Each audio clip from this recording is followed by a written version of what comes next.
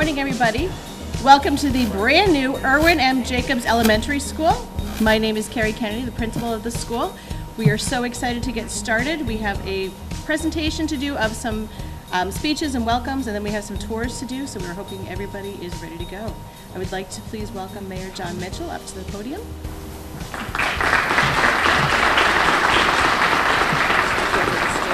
Yes. Thank you. Well done. All right. Morning, everybody. This is a day we've long looked forward to, and it's great to stand up here finally. I've looked forward to this for a long time, and it's the space speaks for itself. And I know that all of you here are as excited as I to christen this building, the Irwin Jacobs Elementary School, today, and there's a lot of folks to thank, so we'll get started with our program. So let me just start by just reviewing a little bit of the history of the project, so to add a little bit of context, and then we'll talk about our honoree.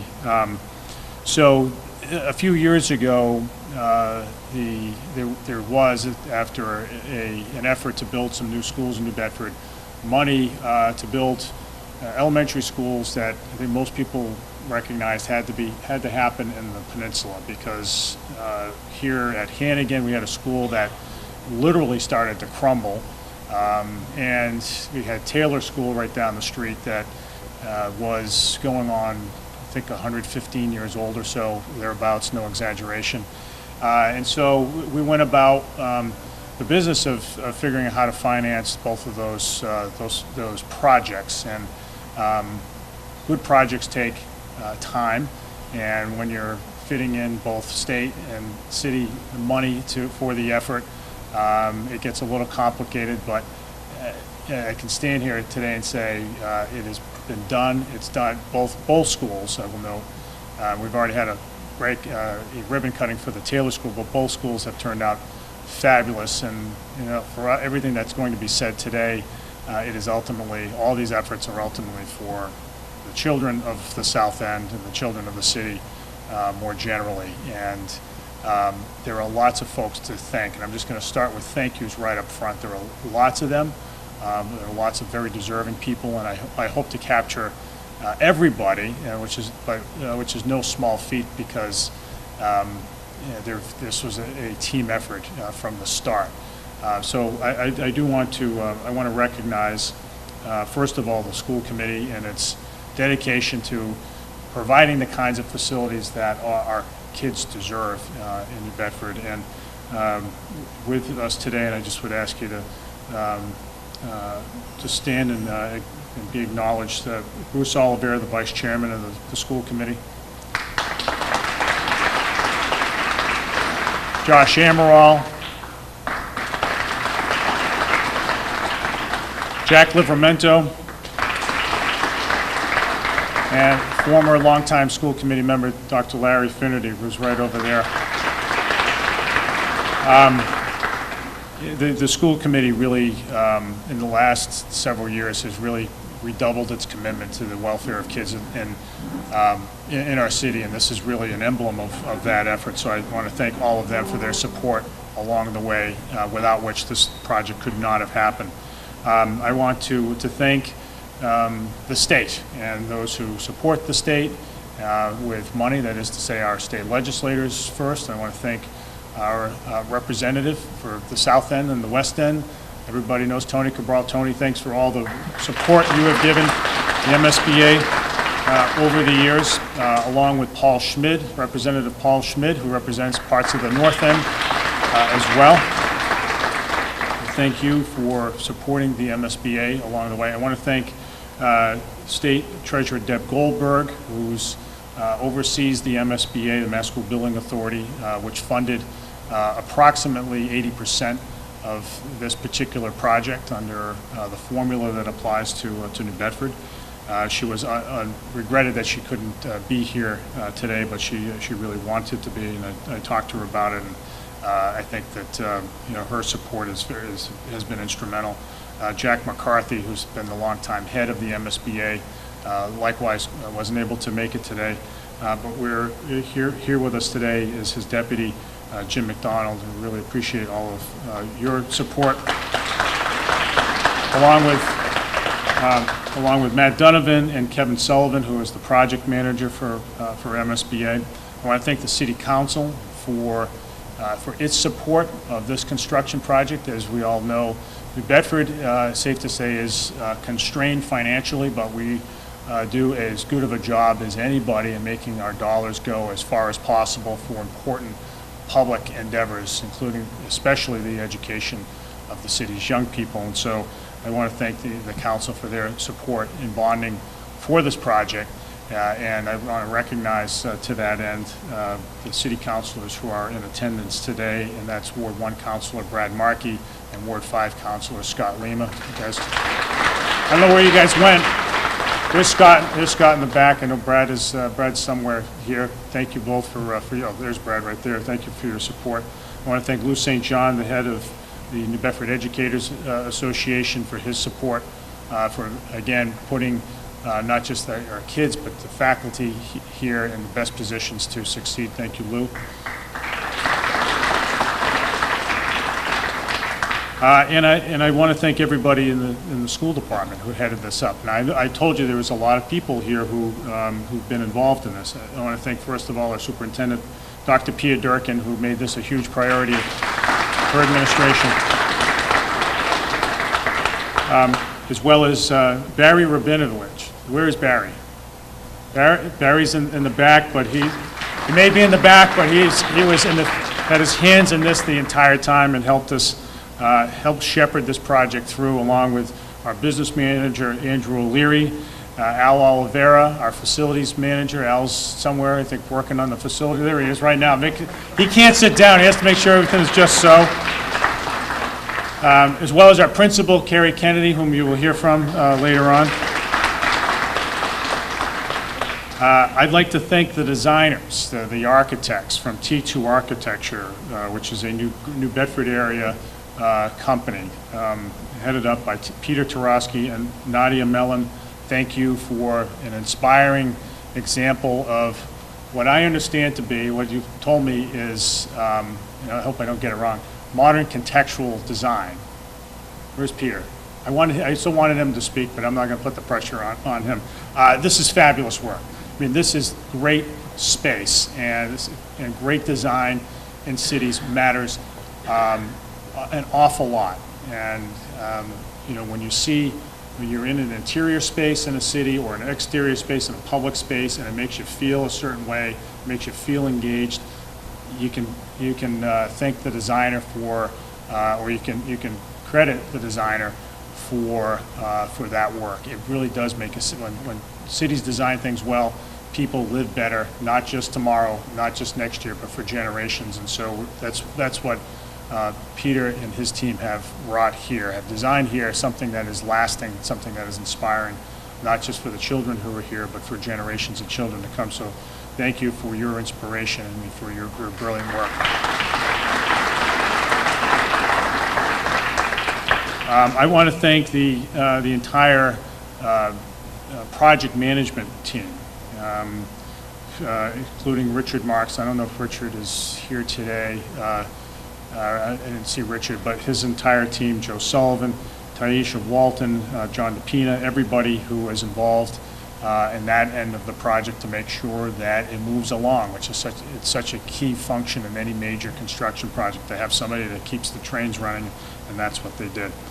I want to thank everybody from Collins Construction and all of their subcontractors, many of whom are here today. I want to just single out Steve Pratt, Dave Martell, and Patrick Collins of Collins Construction, but I want to thank everybody who drove a nail in, picked up a shovel full of dirt, made everything just so. And our construction team, the guys who worked on this, the men and women who worked on this project, deserve tremendous credit for the care that they put into it, the extra effort to make it lasting for the benefit of the kids of our city. I want to thank all of you. Some of you are here today. I really want to thank all of you for that extra special effort. It counts for a lot. Thank you.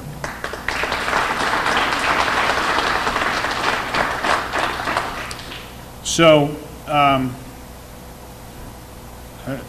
a few words, and I hope to. I won't claim to do his life's work justice, but it's fair to say that buildings like this, which are built for generations, this is replacing a school building that was here for 100 years almost. We don't name buildings like this, buildings as beautiful as this and whose function is as important as this for just anybody. We name buildings for people we want our children to emulate, people who uphold our city's highest values, people who, whose very name can inspire others. And so we've, as a city, have done that over the years. We've named buildings, school buildings, after the likes of presidents, Theodore Roosevelt and Abraham Lincoln. We've named buildings after war heroes, and not just any, the likes of Sergeant William T. Carney, the first African American to be awarded the Congressional Medal of Honor from New Bedford. Father DeValles, another major war hero from the First World War. Examples like that. We honor people by naming buildings after them for the purpose of honoring them, but also for what their name means, what their legacy means for generations. And so, in arriving at the naming of this building for Irwin Jacobs, it was actually a pretty easy decision. And let me explain why. So, Irwin's a New Bedford guy. He grew up in the Mount Pleasant neighborhood and went to the Mount Pleasant Elementary School, as kids at what's now named the Carlos Pacheco School are reminded of every year, every time they go up in for that inspiring flight. He was a kid right from our city, but he had big dreams and big inspiration, and as I'll mention in a moment, tremendous persistence. And he went to New Bedford High School, to the old high school, as everyone will recognize, on County Street. From there, he went and excelled as a student, of course, and was somebody who was always eager to learn. He was a frequent flyer before the term was coined at the main branch of the New Bedford Public Library, and someone who really recognized that he had opportunities before him and made the very most of them. Irwin went on to Cornell and majored in engineering, and then went on from there to get his PhD at the Massachusetts Institute of Technology.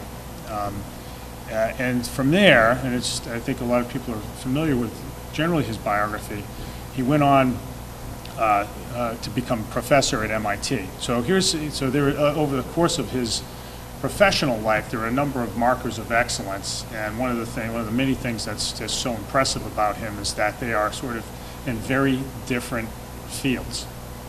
So Irwin authored in the early 60s a physics textbook that is still in use today, right? So think about that. I'll ask the adults in the room. I'll exempt you fourth graders from this, but this rhetorical question.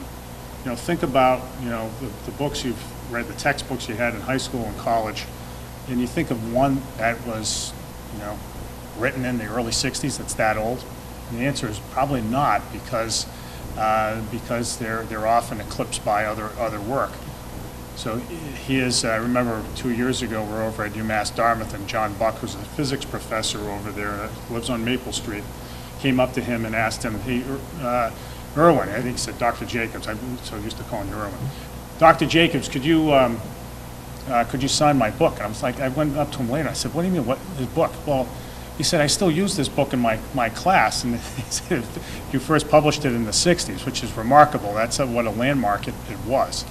So Irwin stayed in higher ed for a number of years at MIT, and then went on to he in the American tradition headed west, having already made the best decision in his life, and that is to marry married Joan, headed west with his family to La Jolla,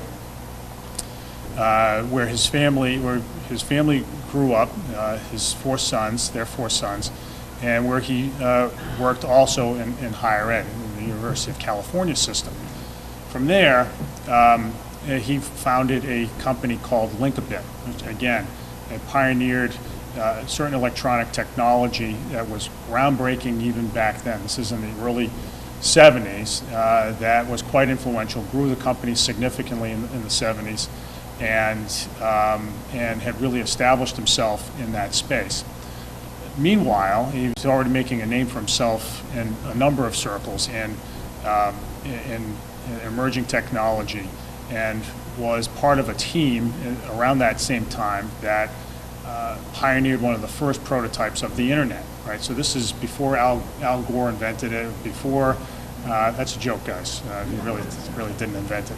But at a time when the Department of Defense was pioneering these things, and so his team was one of the first to have those breakthroughs, right? And this is a field that's entirely different from what he ended up really making his name for. But Linkabit was a huge success. And then in the 80s, he founded a company that became synonymous with his name, Qualcomm. Now, Qualcomm is not nearly as famous as some of the other major tech titans, but it is no doubt as influential as the likes of Intel and Apple and Microsoft and all those. The difference is Qualcomm doesn't sell consumer products, right? You don't go to a store and buy anything directly from Qualcomm, and that's why some people might not have heard of it, at least up until the last several years. But the reality is that Qualcomm it has revolutionized the way that Americans live. Now, I'm going to direct a question not to the fourth graders, but to all the adults. I'm going to ask you to do something. Take out this. Seriously.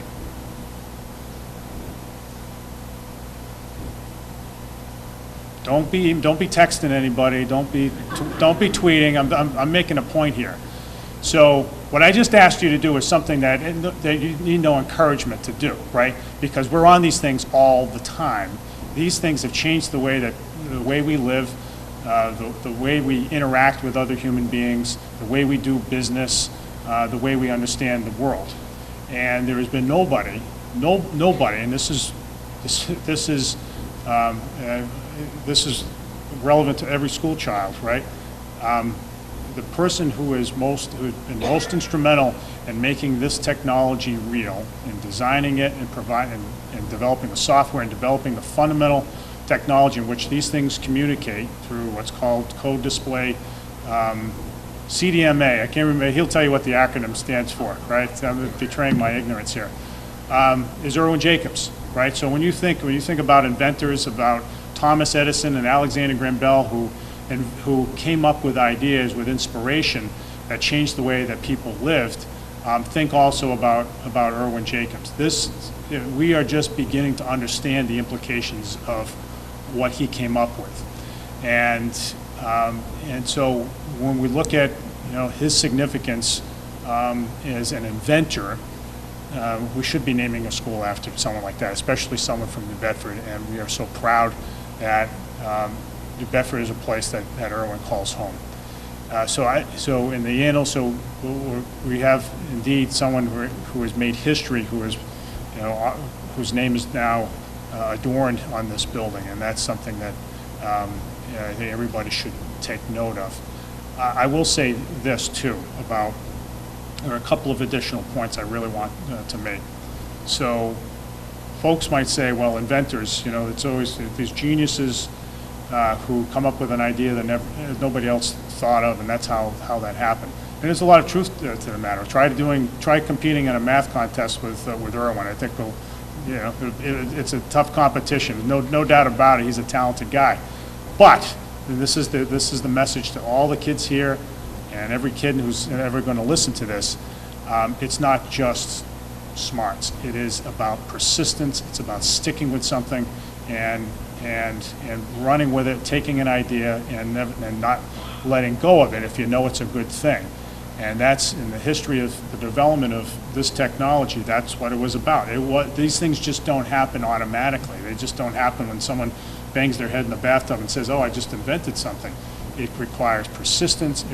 Every great breakthrough, every great technological breakthrough is a product of not just thought, but also effort. And so, and this is, and that I think is probably the greatest legacy that Irwin will leave, not just the world, but particularly kids. And that's what we want all of you to be inspired by.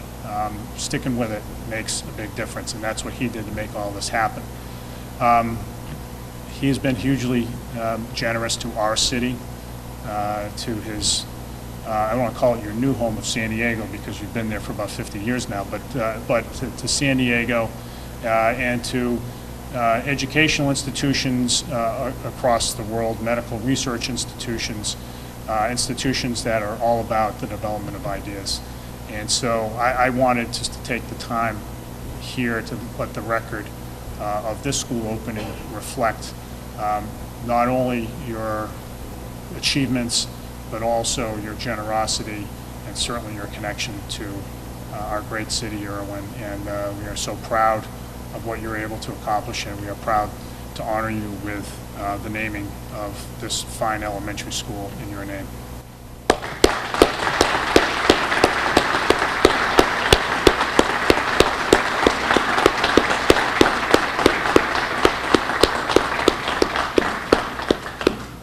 So with all that, let me, there are other people who are going to speak. I didn't want to monopolize everything, but again, it's important that everybody know what we're doing here today. So with all that, I want to call, again, the construction of this building wouldn't be possible without the supplemental financing that comes from the Commonwealth of Massachusetts through the Massachusetts School Building Authority. And I really want to thank that team, Jack McCarthy's team, for all the work that they've done on this and so many other important school projects that we've been doing over the last few years. We are really modernizing our physical plant in the school district, and we couldn't do it without the MSBA's help. And I want to call Jim McDonald up to say a few words.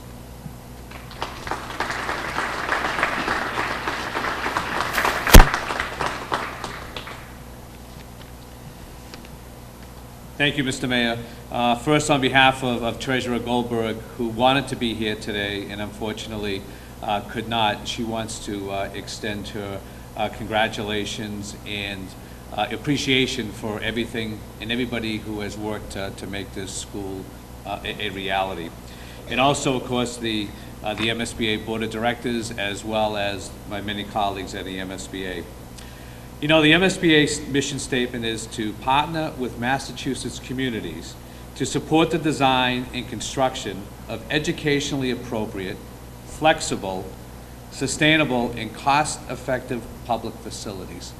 That says a lot, but what it really boils down to is we need to be building schools for our future and our kids, and we need to be giving them the opportunity to be educated in a modern, clean, and safe facility.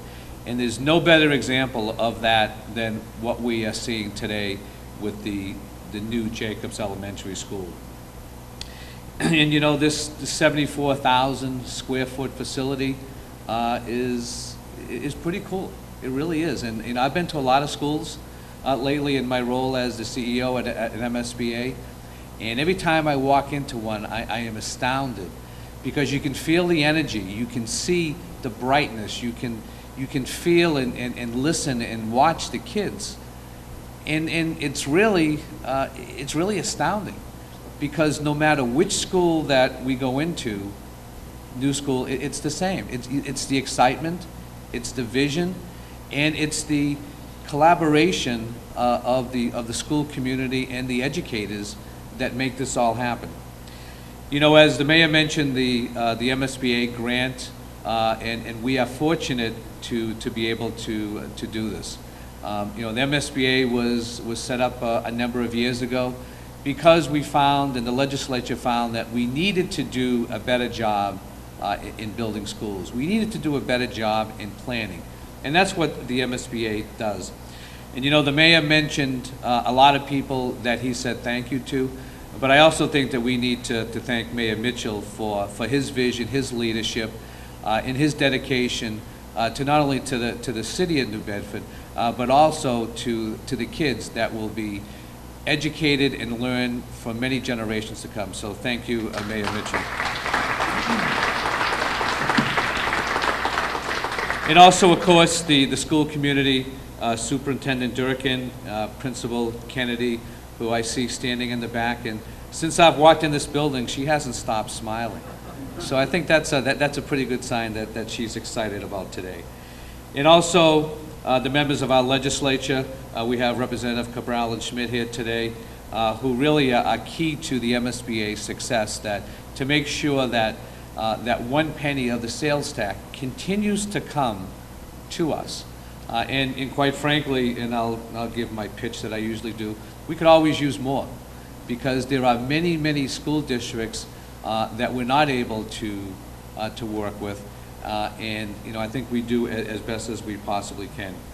And also to thank my colleagues at the MSBA, as well as the construction team, which the mayor already mentioned.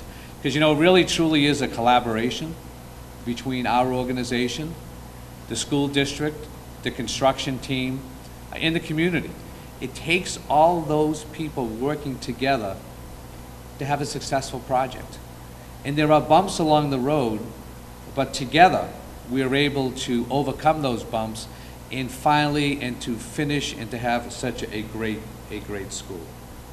And Dr. Jacobs, when I was reading about you and listening to the mayor this morning, it's really an impressive life story, and it's truly an example of what the young folks that are here today can think about and to aspire to. And your wife Joan, and the collab and what you have done for the New Bedford community is outstanding. In reading the plaque in the front that Superintendent Durkin, pointed me to, it says, "Work hard, dream big, and give back." You are a perfect example of that, and you're an inspiration for those that will be coming into the school for many years to come as they walk in and read about who you are, what you have done, and never forget where you came from. Congratulations, and thank you for having us today.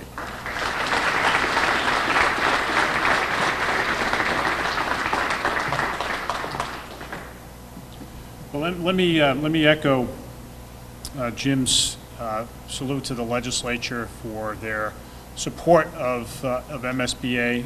It would be downright impossible for many communities in the state, including ours, to build schools like this entirely with our own money. And so the state role, which is longstanding in Massachusetts, is instrumental. It is indispensable in making this happen, and we are fortunate that our state delegation, the Greater New Bedford State Delegation, has continued to support those programs. So I just wanted to, in that vein, call up my good friend and colleague and neighbor, Representative Tony Cabral, to say a few words. Tony.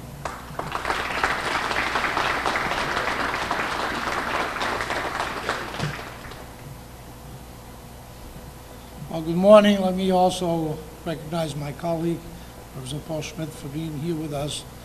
He's a little bit out of his district, but he enjoys every time he comes to my district, and we like to have him all the time. He's a great supporter of things in New Bedford. He represents a piece of the North End, but he's been, besides being a great supporter, he's actually been an excellent addition to the delegation of Greater New Bedford. So we are delighted to work with you. He's really a delight to work with and really understands our needs.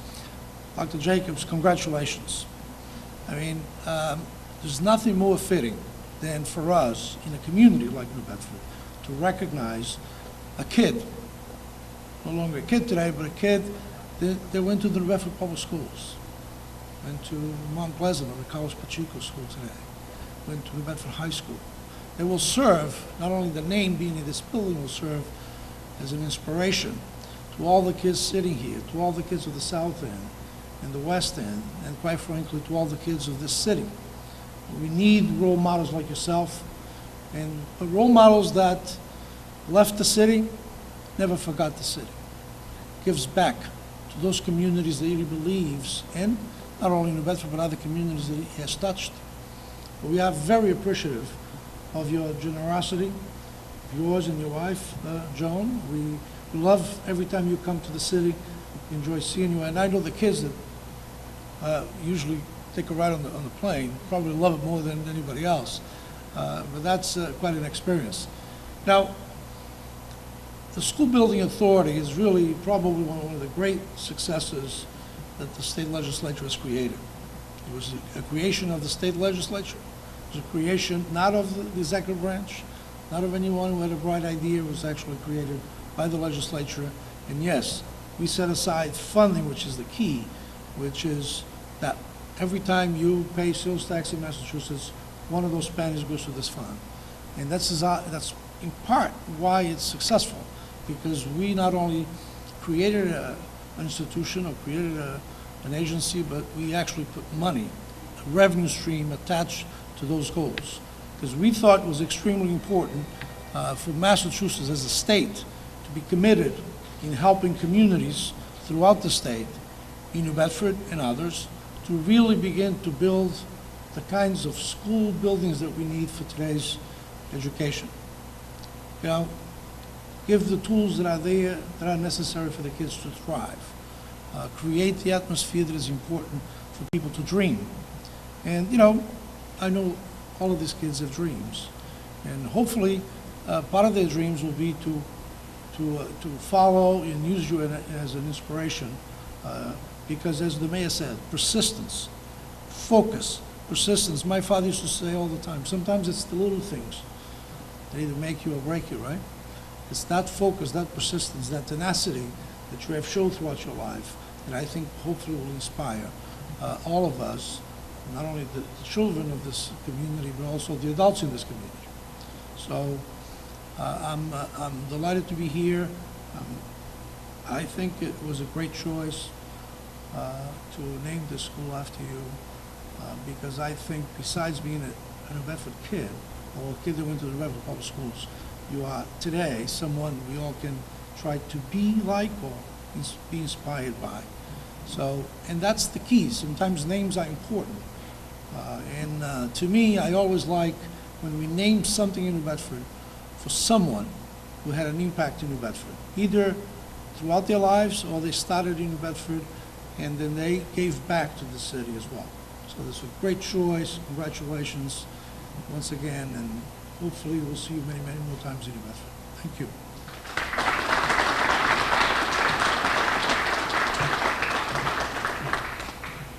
So as I mentioned earlier, this building is in some ways a temple to the city's dedication to its children, children who are here and yet unborn, and to their betterment and to throwing the doors of opportunity open to them. And it's that dedication which is imbued in our school district, and it's exemplified right at the top by our superintendent, Dr. Peter Durkin, who has been an enormous supporter of this project and the betterment of our city's children. So I would just ask her to come on up and say a few words.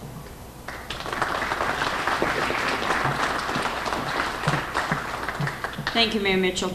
Well, we've talked a lot about the construction part of this, and a lot of people had to come together to make this happen, and we are so grateful for it. But I want to just shift gears to the educational part. This school stands as a beacon for the kids and families who will look to it as a measure of hope. And when you ask the kids, and Dr. Jacobs and I did, what are the favorite things about it? It goes from the cafetorium to the classrooms to the individual small group settings, which allows teachers to meet with small groups and have that personalized learning, to the piano lab, which is a real exciting treat that you're going to see. But it really is about what will continue of what happens in this building, and though it is bricks and mortar and design, it's really about looking at two things: innovation and responsibility. Irwin Jacobs was an incredible innovator. His wife, Joan, is another innovator. But they chose to do something with that innovation to make the lives of people better. So that's the responsibility part, to be able to say that what we have been given, we need to give back. We need to pay it forward. I want to thank both Irwin and Joan for being so supportive of this school district the last 5 years that I've been privileged to lead it. But to also say to you, students and families, to take those good ideas, make them really become alive. Realize that you have no barriers in front of you. And make sure that you take the value of responsibility, that you owe something to yourselves, as well as to those you love, as well as to the community. And pay it forward, just as Joan and Irwin have done. Thank you very much.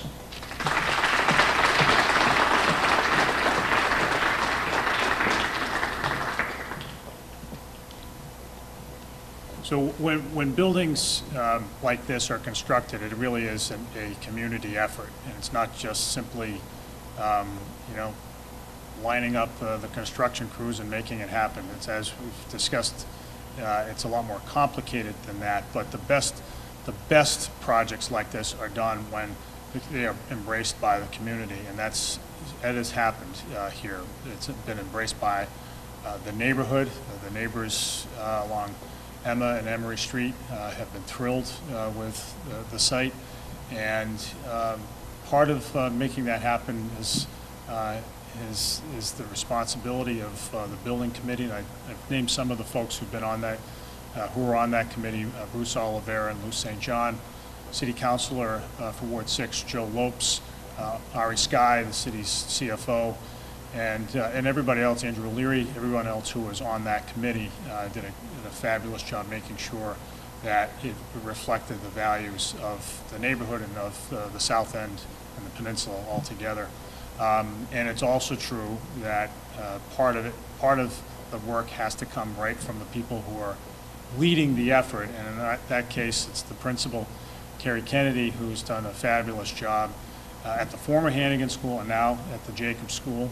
And she is, among everybody here, with the exception of Irwin, is probably the most thrilled that this day has come. So I wanted to ask her, the one who's in charge of stewarding the kids' education here, to come on up and say a few words. Carrie.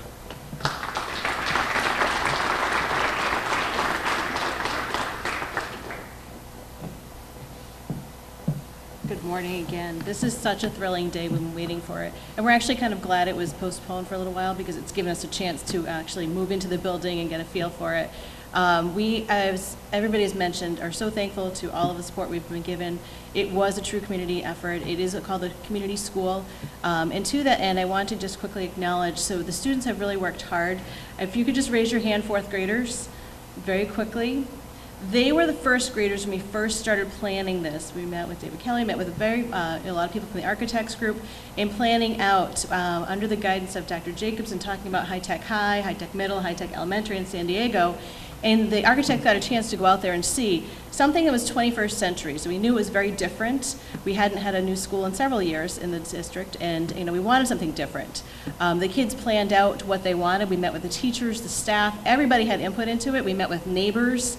Obviously, they wanted something aesthetically pleasing. We hope we've succeeded in that part. But everybody had a chance to weigh into it, and I was so pleased. These now fourth graders, almost fifth graders, had a chance to weigh into it. Giselle was talking about the library, and she was talking about the playground. Jayla was all excited about different places as well. The gym, the rooftop garden. So we also built into an expanded learning time day too. So we have a longer day, and we actually have students that are in the building every day, Monday to Thursday, from till 5:30 p.m. And it just goes to show you this building is a true community part. We are able to work with some community sponsors or partners, and we're in kindergarten and pre-K. We use Darlene Spencer from the Family Learning Center. We have in kindergarten working closely with the DPW. We have Meg Hebert for the recycling project. First grade, we have Zoe Hanson-DeBello and Adam Davenport working with us from the GROW project from the Marion Institute. In second grade, we have Jim Stevens from Gifts to Give. In third grade, we have Terry Wakowitz. We have Carrie from the zoo. We have a lot of other partners with us in the Learning Concert you'll see very shortly. So the third graders will be highlighted next. Fourth grade, again, working with Meg Hebert and Adam and Zoe for the garden. You'll see the rooftop garden hopefully very soon. And then fifth grade, we're working very closely with Greg Pimentel and the community boating. Our students actually take sailing lessons. I was very excited because they were saying, this is something that rich kids do. And they were very excited to do something that was different. And so with these partners, we've been able to really bring the school into a highlight where it's used all the time. Our eventual goal is to be able to even, let other people use the space. We have the ability to lock down the different parts of it. Chief Cordero helped us weigh into where we can make it safer for the south end and to have a really a safe haven for everybody to be at. Again, you'll get a chance in a moment to see this whole place that everybody has weighed into. We hope you find it as exciting as we do, and thank you for coming. And again, Dr. Jacobs, hopefully you'll get a chance to see, we do have a uniform that we try and encourage students to wear, and it has a logo and it has the cogs, and it shows the Irwin's innovators. And so you'll get a chance to see the students in those uniforms as well, too. So we, again, thank you so much. I can't express our gratitude for everything, but we hope you get a chance to see the building in its really true fashion there. The students are really thriving, and again, thank you so, so much for this opportunity.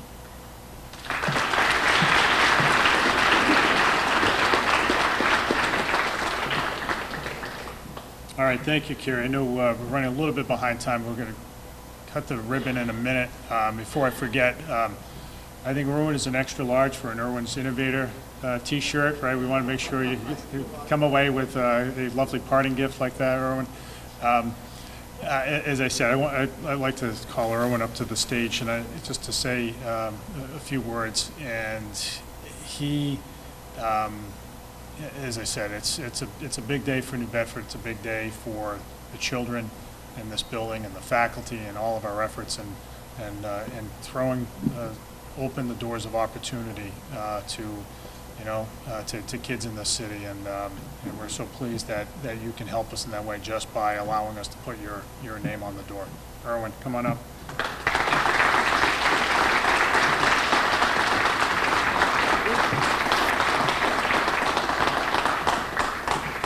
Thank you all very much.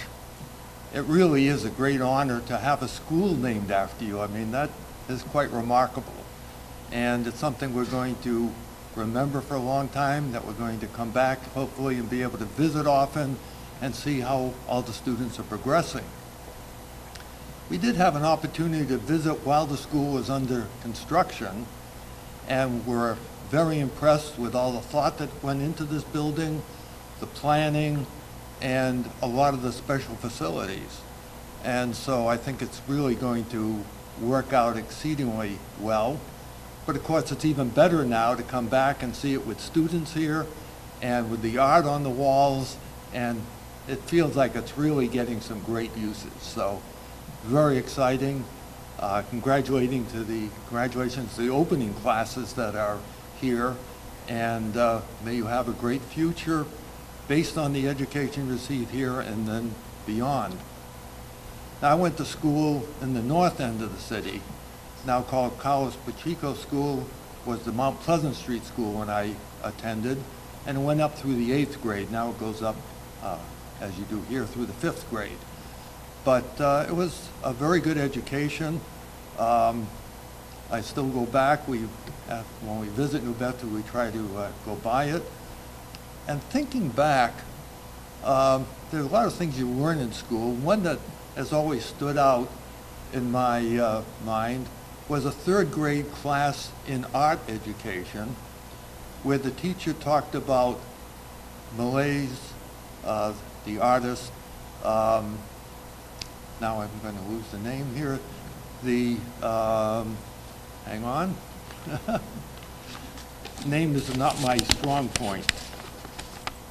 Should remember. The Angelus, a painting, and described it so well that has just stayed in my memory ever since.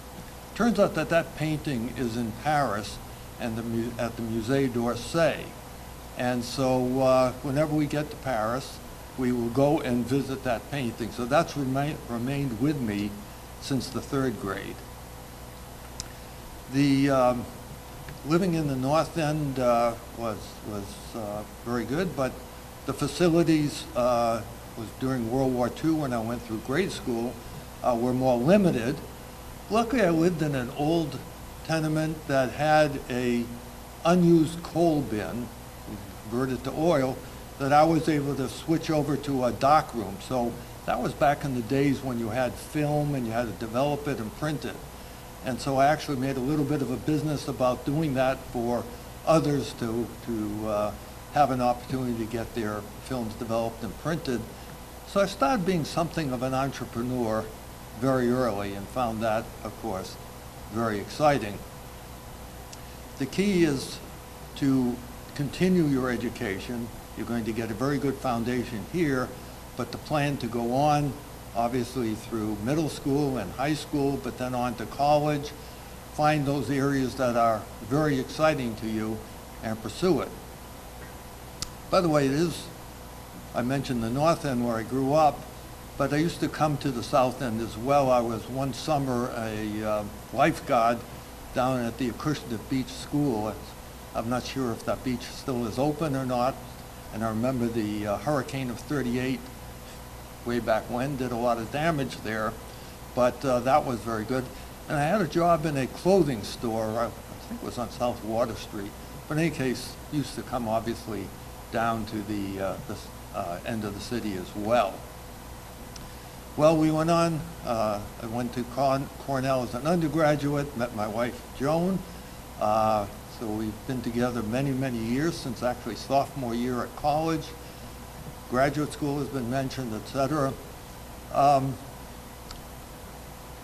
Had 13 years as an academic, as a professor, and there's really nothing more rewarding, and I'm sure the teachers here all agree, nothing more rewarding than being a teacher. And in fact, it's the best way to learn something, is to teach it to others. And that, by the way, is working now at all grades, because I think more and more peer-to-peer education, student-to-student education, is becoming an important aspect of how one gets trained. And so that is a kind of a critical area. But I decided to, at one point, leave teaching after 13 years teaching in the university, started one company called Linkabit, and came up with a number of interesting products, one with one of the links in the first Internet of Networks demonstration. Another was television being sent from satellite to home, so a number of interesting innovations we were able to come up with. And then sold that and founded Qualcomm and went into the cellular telephone business. It was kind of hinted at here that one needs to have a bit of persistence, but we came up with an idea for a new type of technology that would allow not just voice, but voice and your internet connection to be done very well with a wireless device. And there was a lot of opposition to it. A lot of other companies around the world had their own technology they wanted to keep pressing, and so one had to be persistent. In fact, there were two professors at the Stanford University, a very good university, but they kept saying our technology violated the laws of physics. So sometimes, again, you have to hear, when you have a new idea, that people will find all the problems or the potential problems. If you continue to believe in it, believe in yourself, keep pressing ahead. In any case, it all has worked out. The cell phones, of course, are used everywhere in the world. Well over 8 billion connections at this point. And they're going to lead to a lot of new areas. It's already beginning. Clearly, applications in education becoming very important, in health very important, as well as, of course, a lot of the social networking. So a lot of things happening, but more yet to come. And so I'm sure some of you have seen drones, hear about artificial intelligence, robotics. All of those need the kind of capability that is in the chip in the phone, and that's the part that Qualcomm makes. So that provides a lot of the communication, provides the ability to take pictures, to take videos, to demonstrate games, do all kinds of things, and control, for example, a drone or a robot. So a lot of good things are yet to come. Great to be here. Very thrilled to see the facilities, the capabilities here. And the piano room was mentioned. We have been involved with the Lang Lang Foundation for several years. They set up a program to have piano instruction in elementary schools, and so they've arranged to have that piano room here. I think we're going to be seeing that. There's one in San Diego, and Lang Lang last year came and visited that. For those of you a little older than the students, you might remember that he was the featured pianist in the Beijing Olympics. And so he's world-renowned pianist, but he takes a great interest in education, so I think that's a great step. Also, hopefully, there's going to be an use of maker labs and other capabilities. The future is very bright, lots of great things happening, and hopefully this school will give you a wonderful start. We're thrilled to be part of it. Thank you very much.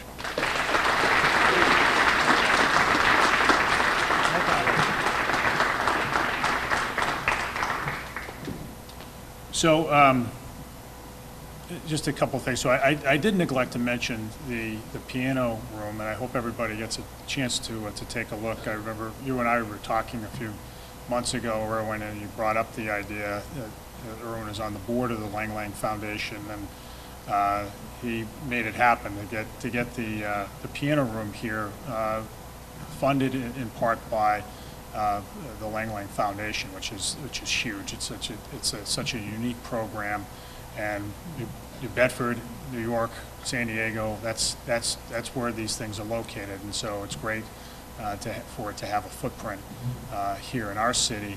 The other thing I just want to say, I would just ask, for folks who are, mentioned this to Ms. Kennedy, if you really want to get a sense of, where, how Irwin's technology, how his breakthroughs came in, take a look at the book which came out a couple of years ago by the New York Times columnist Thomas Friedman called Thank You for Being Late, which is a profile, a chronicling of not just mobile technology, but all the huge breakthroughs just in the last 10 years and what it means for the world. But there's a pretty extensive discussion of not just Irwin's professional life, but also how it fits into all the rapid change in the world that's come about in the last few years.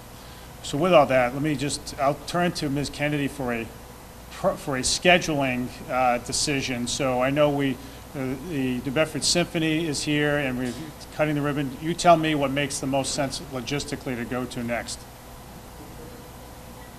Symphony's next, and then we'll cut the ribbon. Welcome, everybody.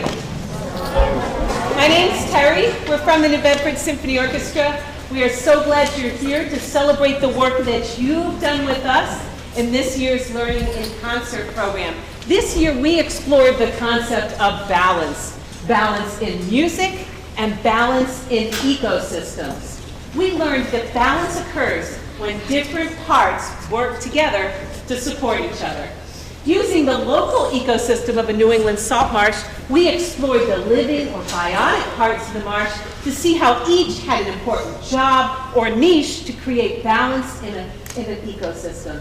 We also explored different musical parts to see how each has an important job or niche to create balance in a piece of music. Supporting from the bottom of our music is the bass line. The bass line supports all the other musical parts, just like our microbes in the soil support the plants from the bottom of our ecosystem. The plants also support so many living things, just like our musical accompaniment supports the melodies in our music. And the melody is the star or main focus in a piece of music, just like each animal of the salt marsh is the star or main focus of our attention. In the classrooms, we explored the salt marsh using the MBSO salt marsh model. You guys put animals into the marsh to explore different food webs and interactions among the marsh's many living parts. You also experienced some disruptions to the balance in your salt marsh, and you all had to brainstorm ways to repair the marsh and bring it back to a state of balance. You then orchestrated a piece of music based on Pachelbel's canon to show all the living parts of your marsh with musical parts that had the same niche.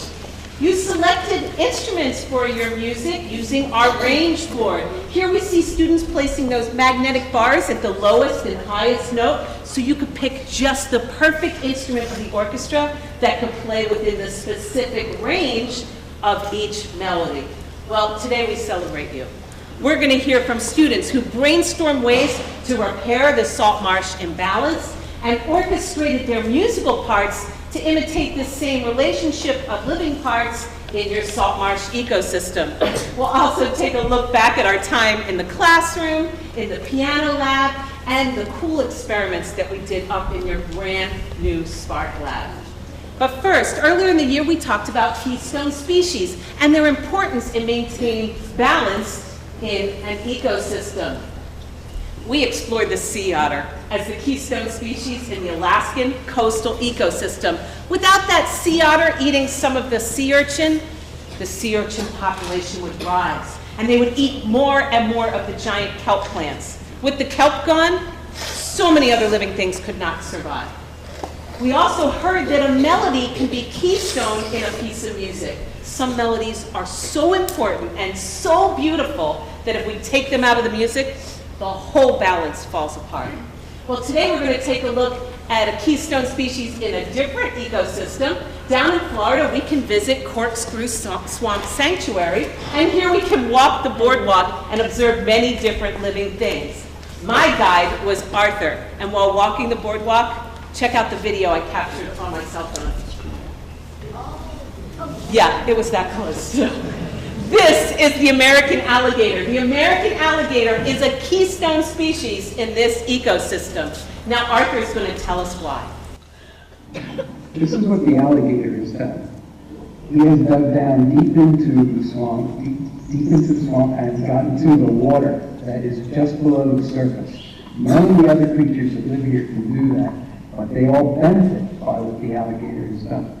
During the dry season, when there's not a lot of rain or water, if it wasn't for these alligators digging these deep trenches with their body to get down to the water, so many other living things could not survive.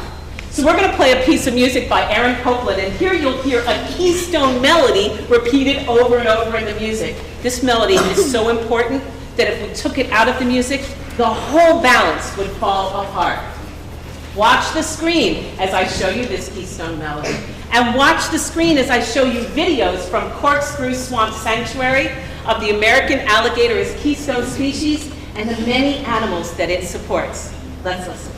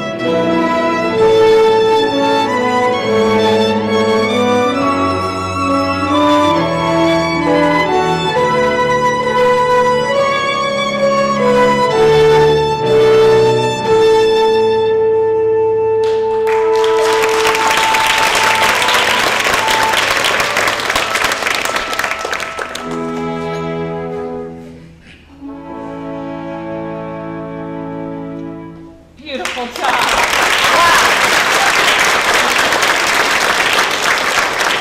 During the year, we had some time to work in your brand new piano lab, and you learned how to play a piece of music that combined a bass line and accompaniment. Those two musical parts support the melody, just like the microbes and the cord grass support the animals in our salt marsh ecosystem. Terry, this is fantastic. These guys are actually playing the piano. Yeah. I know, great job. Yeah, absolutely. Well, listen, the piano might be okay, but the violin is way better.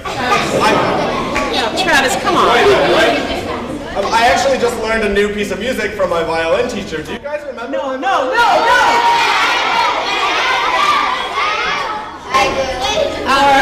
What is he talking about? All right, Laura, Travis I'm really confused. is trying to convince us that he learned how to play the violin from a fiddler crab. I'm not trying to convince you I learned to play the violin from a fiddler crab. I learned to play the violin from a fiddler crab. Guys, what's his name? Mr. Crabanini! That's right. It's Mr. Crabanini. Well, Travis, you know, Mr. Crabanini saw videos of our Jacobs students playing in the piano lab, and in fact, he was so impressed, he's decided to put the violin aside and take up the piano instead. No. Right? Good idea? Mr. Crabanini would never do that. Yes, he did. No, he wouldn't. Yes, he did. He wouldn't do Yes, it. he I don't did. believe you. Well, you know what, Travis? Sometimes I can add videos to a show, too. I have proof. No. Mr. Crabanini's playing the piano. Do you I want don't to see? believe it. Yeah! Check it out.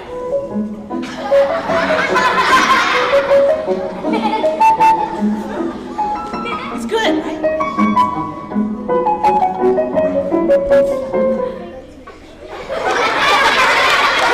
Oh my gosh, he doesn't know what to say. This is awesome. Okay, so I guess he plays the piano. Yeah, pretty well. But if he does, that means I should too. What are you doing? Travis, sit down. If he can play the piano, I can play the piano. Travis, really? Oh, sorry. I want to hear this. That's so easy.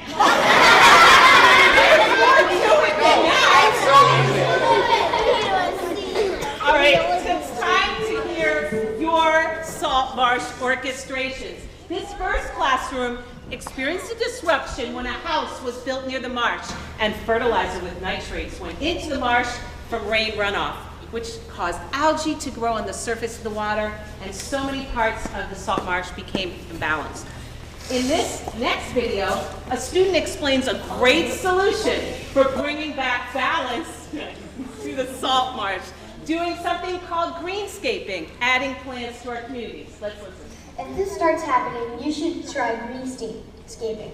Greenscaping soaks up more nitrates and less goes in the salt marsh. Excellent job. Great solution.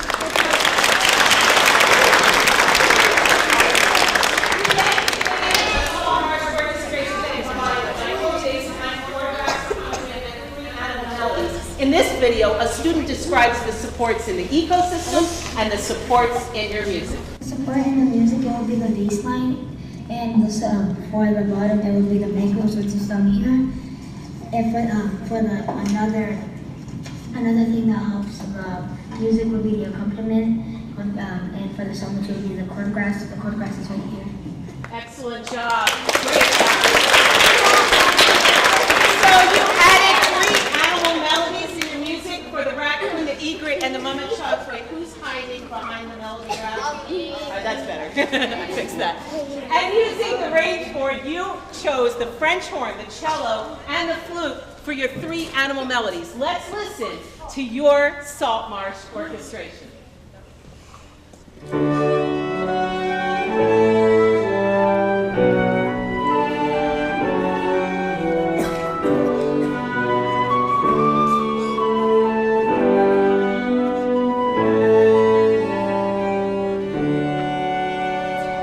Let's give that class a big round of applause. Another disruption we experienced was when a road was built right through the middle of the marsh, which cut off the tidal flow.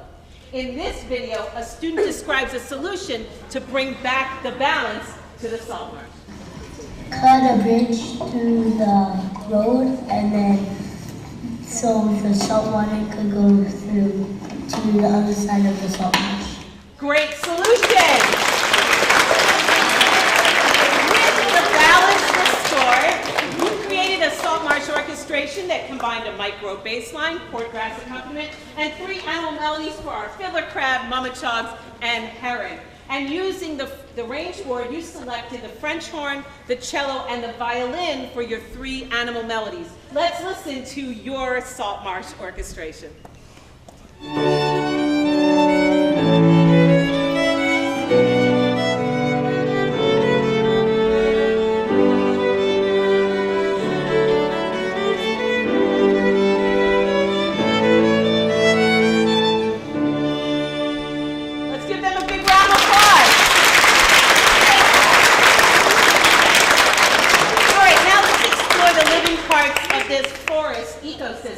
The microbes in the soil provide nutrients to support our beautiful oak tree.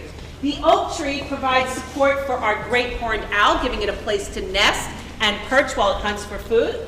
The seeds from the oak tree provide support for our little field mouse. And guys, the field mouse is food support for the great horned owl. So sorry.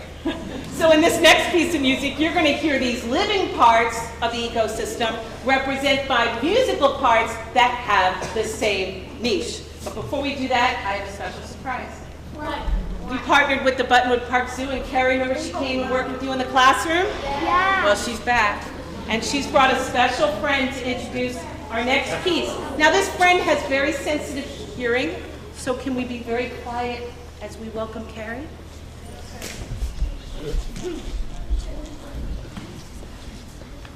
Good job, everybody. Hi again. Hi. So good to see you all again. How's everybody doing? Can anybody tell me who I have here with me today? An owl. Good job. Does anyone know what kind of owl this is? Terry may have just been talking about them. Good job. A great horned owl, and they get their names for a couple reasons. One, their size. They're a pretty big owl. This is a male great horned owl. His name is Cisco. If he were a girl, he'd be about double this size, so the females can be very big. And then they also get their name for these horn-like things on the tops of their heads. Those are not horns, those are just little feather tufts. Do you think they're his ears? You're too smart, right? Those are not his ears. You can't see his ears, but if you could, he has one at the top of his head and one at the bottom of his head so that he can hear in surround sound. What do you think his job is? What's his niche in his ecosystem? Remember we met Compass, the pigeon. She had a special niche. What do you think his niche is? What does he do? What's he out there doing? What is he built to do? Good job. He's a bird of prey. So he is literally built to go out. He's not going to hunt you. You're way too big for him. But what are some things you see on him that would help him to hunt? I'll give you a chance to show me 3 things. One. Very good. He has really sharp talons to help him hunt for his food. What's one other thing you see? Right in the white shirt right there. Very good eyesight. Do you see his beautiful yellow eyes? From what I've been told, if he was sitting on a football field going the long way, he could read a newspaper on the other side of the football field. That's how good his eyesight is in the dark. So he has excellent eyesight for finding those mice. And I'll give you a chance to tell me one more, and then I have to get him back to the zoo. What about his beak? Does he have the same shaped beak as Compass the pigeon? No, what kind of beak does he have?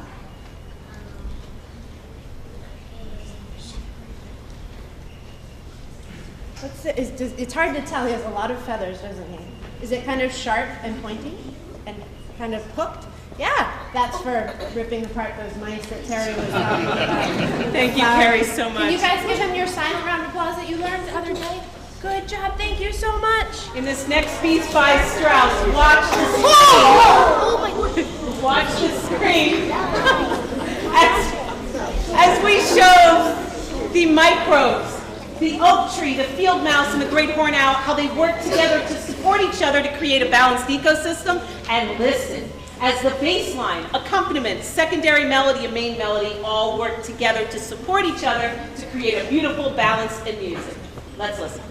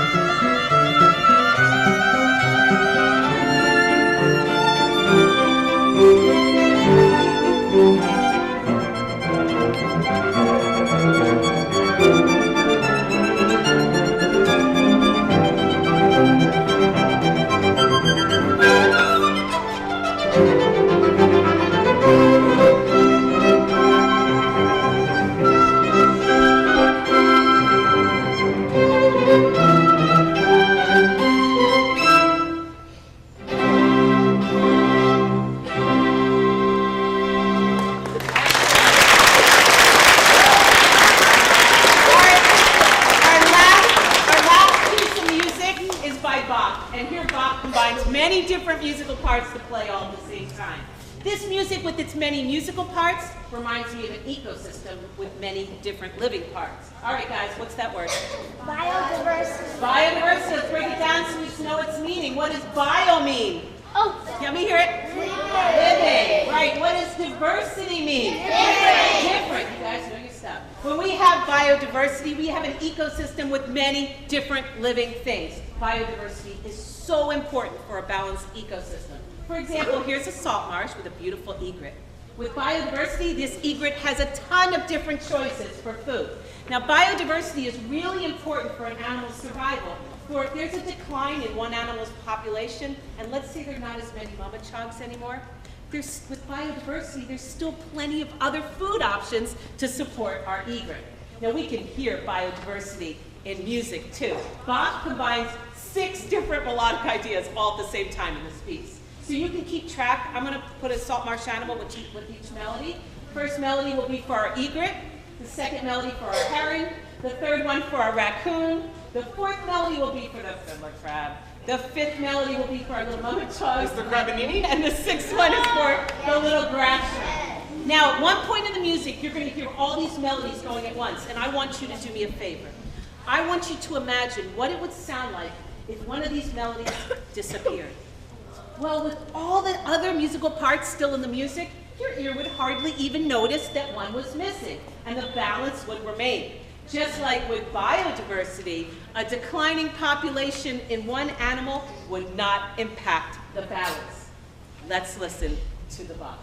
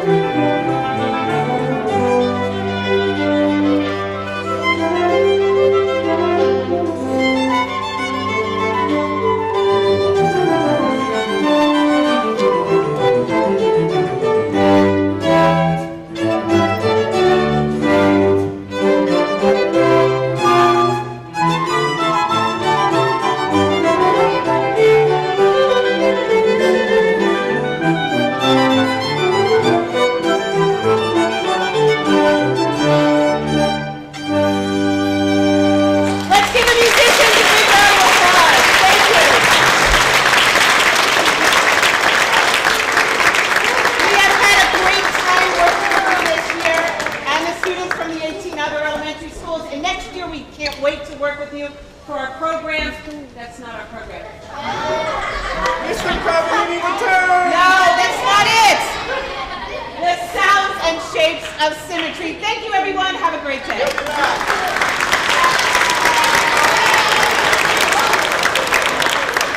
So, hi everyone. My name is Ariella. I'm from the Long Long Foundation. I'm the education manager. This program, Keys of Inspiration, is really so important to us and to students and to communities because we know the value of music education in children's lives.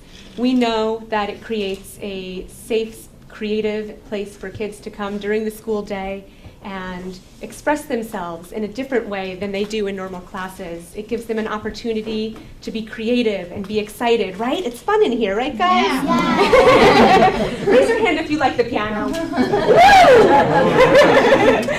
Can I ask another question, boys and girls? Yeah. Is this the first time you've ever played the piano this year? Yes. Raise your hand if that's a yes.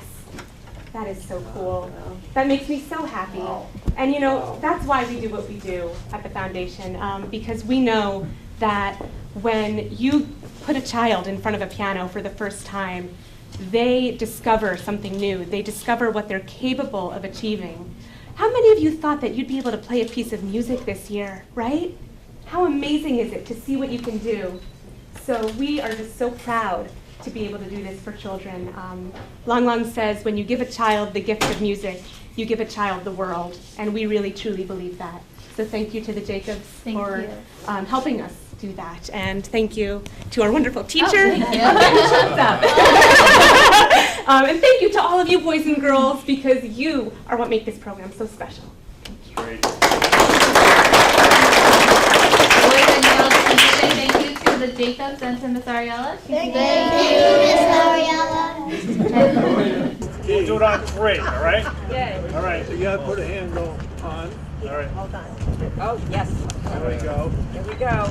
Keep your finger away from the goal. Yeah. All right with the scissors. Okay, ready? 1, 2, 3. Ah.